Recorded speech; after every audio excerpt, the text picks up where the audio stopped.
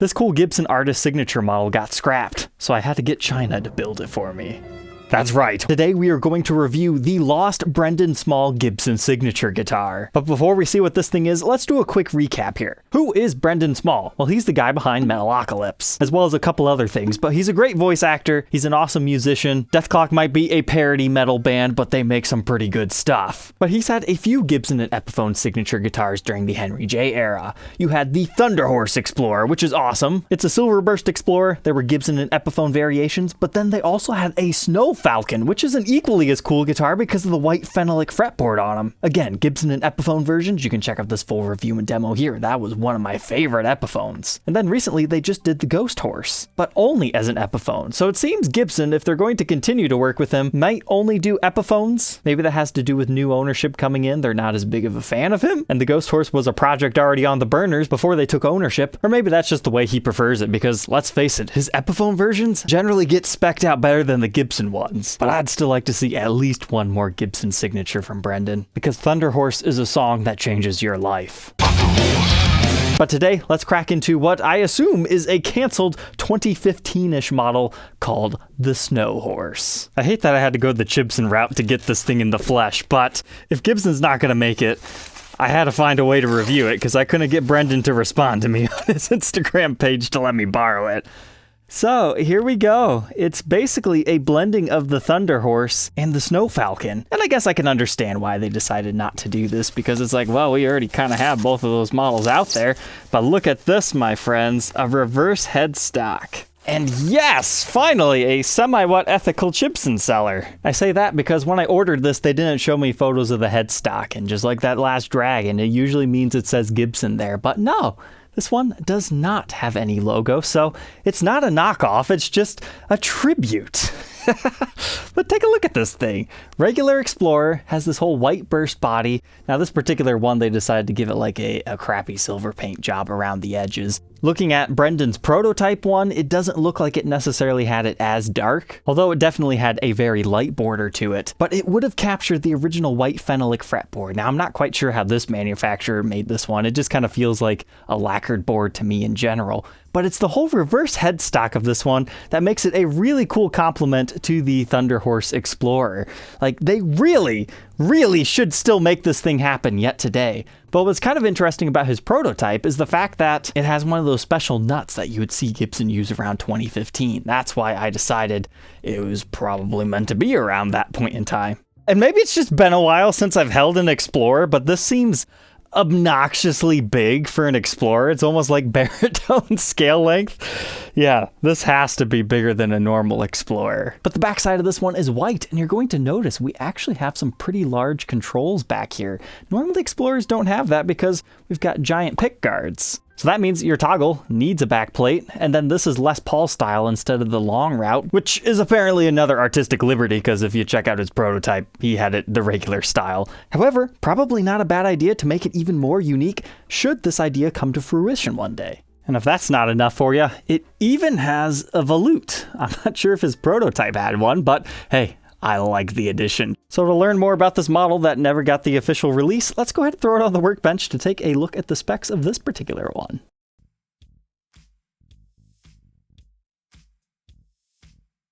Inside the faux horse, let's see what we're doing. So to match our paint job here, we've got double white pickups. They don't look like they're going to be anything too special. Labeled bridge and neck. These pickups are very light and they're double slug coils, so probably not going to be the best sounding, but we'll see how they go. So these should be pretty aggressive here.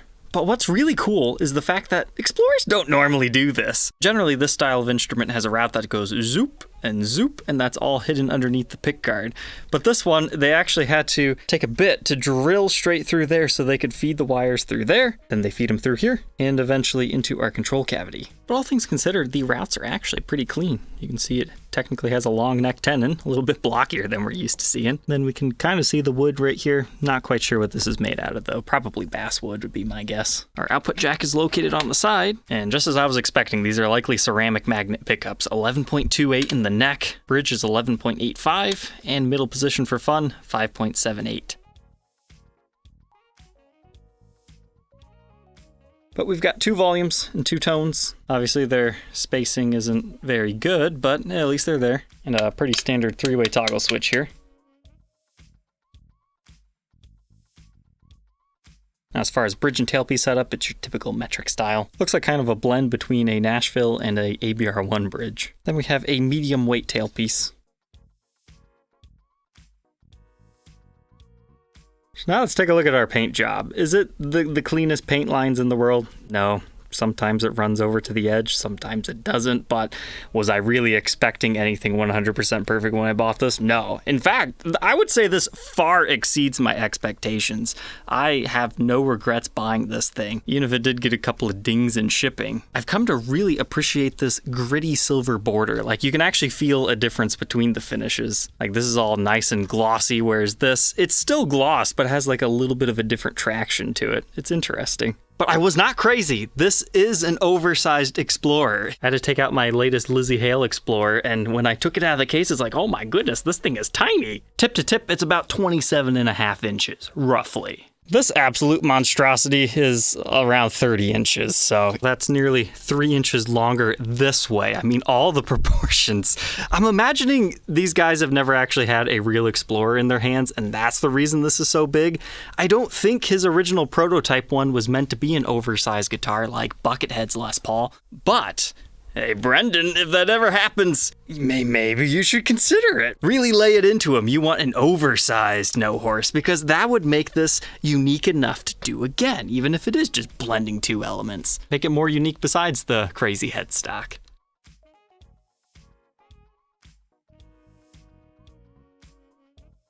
So naturally now, I'm kind of curious, is this actually a baritone scale length? Because maybe the neck is even longer. Darn, it's not. 24 3/4 inches. But hey, Gibson, write that down, write that down! Because Brendon did the Ghost Horse because he wanted a tremolo-equipped guitar, so maybe he needs a baritone signature guitar in his life, because I know he's used other baritones in the past. However, if we're being realistic here, getting Gibson to build an oversized baritone Explorer would probably be pretty difficult, even if your name is Slash. But we've got 22 medium jumbo style frets, neck specs of 1.74 inches at the nut. That's massive. But yet a skinnier 2.1 by the 12th. First fret necked up 0.92 and stays chunky at 0.98. Honestly, it's not as big as I thought it was going to be. It's definitely C-shaped, but a little bit flatter on the neck. Like, I was really expecting this to be like R7, R8, big baseball bat, but it does taper just a tad on the back, but it's still what I would consider a big neck. Now, are the paint lines perfect? No. Is this a real phenolic fretboard? Nah, it's just painted over. But I've always loved the look of completely white fretboards.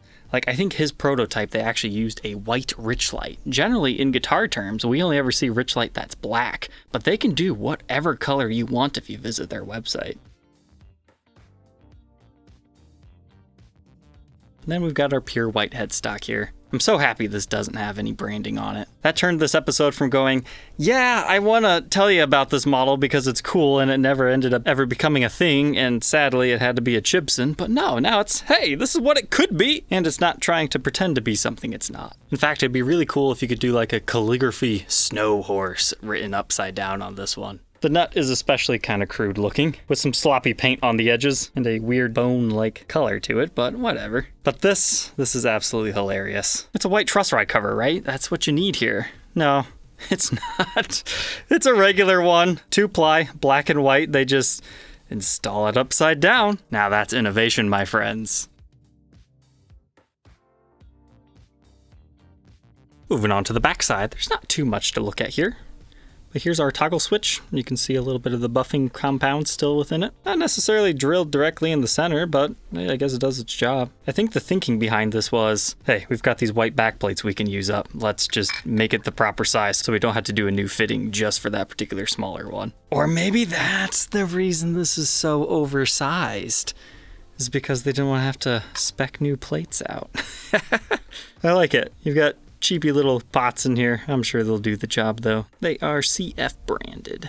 Again, your output jack is on the side, football style, strap button, and strap button. Really big clunky heel right here. If they did a Gibson version of this, I would like to see more access heel cars on like Flying V's and Explorers. I mean, maybe there's a reason that they don't do it, but I'd like to see like a really sculpted version.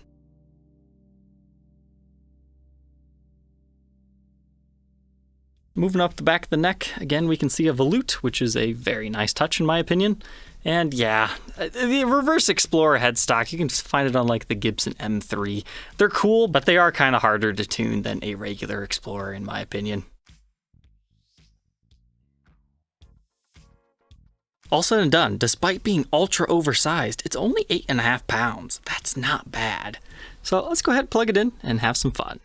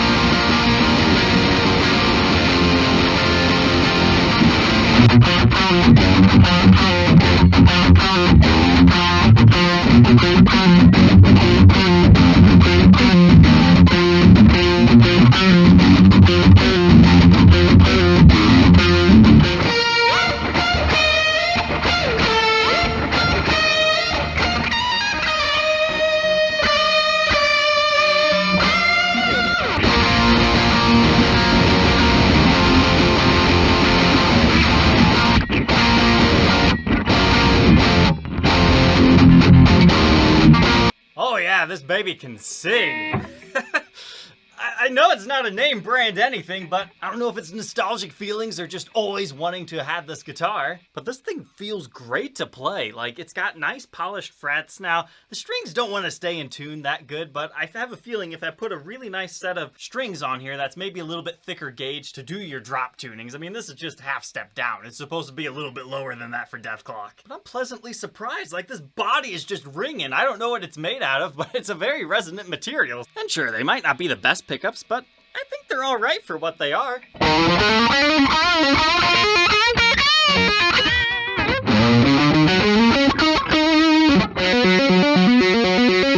I suppose we should get a couple of clean tones.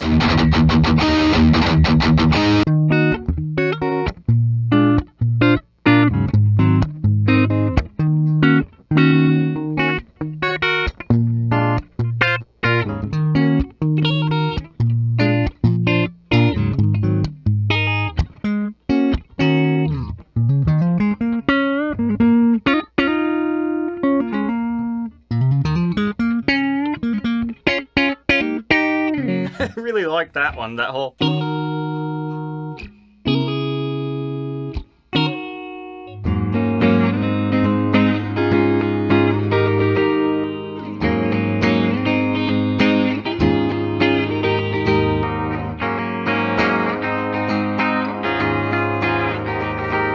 Now that we know all about the mythical Snowhorse that unfortunately does not exist yet, what are my final thoughts on this thing? Gibson, you should have put it out years ago.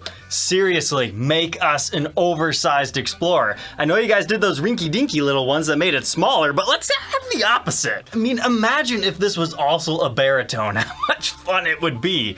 But even as a standard scale length, I really hope one day, someday, please give Brendon this signature. I don't care if it's an Epiphone, because this is pretty much similar quality to an Epiphone, but we need to see the release of the Snowhorse because it's majestic. It's the blending of all the best things that Brenden Small has ever had in a signature guitar, and it's on an Explorer. There's definitely not enough signature Explorers out there. If I paid $800 for this, I would feel pretty pumped. the fact that I paid much, much less than that, just...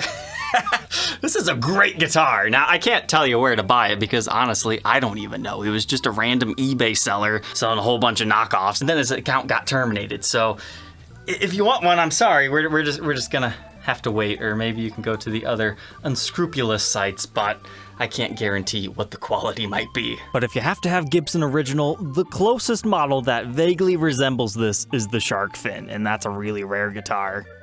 So, I hope you guys enjoyed this little spooky episode for October.